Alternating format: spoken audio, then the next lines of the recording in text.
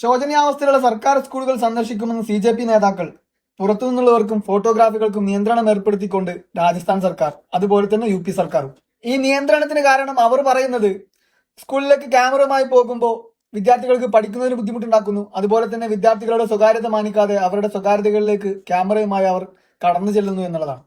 എങ്കിൽ നമുക്കതൊന്ന് നോക്കിയാലോ. ഇതാണ് വിദ്യാർത്ഥികളുടെ സ്വകാര്യത.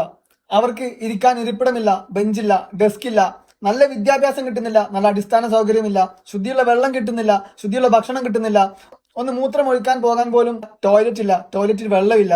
ഇഴജന്തുക്കൾ പോലും പോകാൻ മടിക്കുന്ന തരത്തിലുള്ള ടോയ്ലറ്റുകളാണ് ഈ വീഡിയോകളിലൂടെ നമ്മൾ കാണുന്നത്.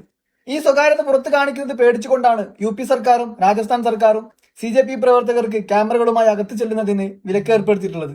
ഇപ്പോൾ കാണുന്ന ജനങ്ങൾക്ക് മനസ്സിലായില്ലേ എന്തുകൊണ്ടാണ് യോഗി സർക്കാരും ശർമ്മ സർക്കാരും പുറത്തുനിന്നുള്ള ഫോട്ടോഗ്രാഫേഴ്സിനെ അകത്ത് കയറരുതെന്ന് പറഞ്ഞത്.